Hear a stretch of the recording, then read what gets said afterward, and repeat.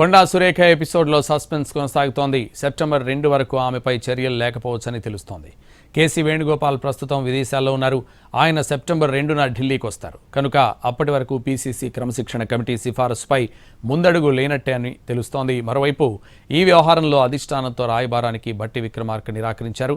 అలాగే క్రమశిక్షణ కమిటీ చెప్పిందే ఫైనల్ అని సీఎం రేవంత్ రెడ్డి స్పష్టం చేశారు. దీంతో కొండా సురేఖ విషయంలో అధినాయకత్వం ఎలాంటి నిర్ణయం తీసుకుంటుందన్నది ఆసక్తికరంగా మారింది.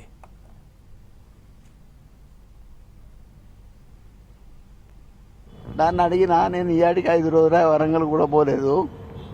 రేఖమ్మ అక్కడ ముస్లింల వాళ్ళది ఉంది కాబట్టి ఆడ ఉంది. నిన్న వనమహోత్సవానికి కూడా పోయింది. మేము కాంగ్రెస్ పార్టీని వీడేది లేదు.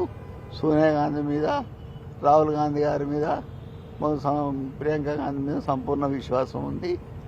మీరేం దీన్ని ఆతృతగా తీసుకోవద్దు. నిన్ననేం లేదు.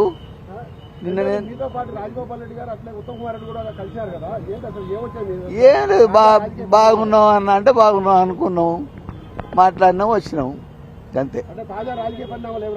ఏం దాన్ని డిస్కషన్ నేను చేయలేదు. దానికి నాకు సంబంధం లేదు. అది నా బిడ్డ ఇష్యూ. 35 సంవత్సరాలు ఉన్నాయి దానికి. ఇలా దాని బిడ్డకు 15 సంవత్సరాలు ఉన్నాయి. వాళ్ళ ఇష్యూ.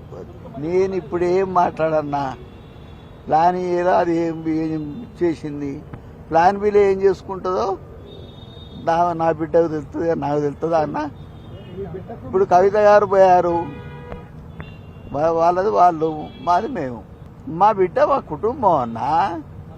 సంబంధం ఏంటి? నాకు ఉన్నదే ఒక బిడ్డ. తిరగని అన్న. ఈ తిరుగుడు మాకు కొత్త కాదు, ఇది పాత కాదు. కలెక్టరేట్ బిల్లుండే, దానికోసం వచ్చిన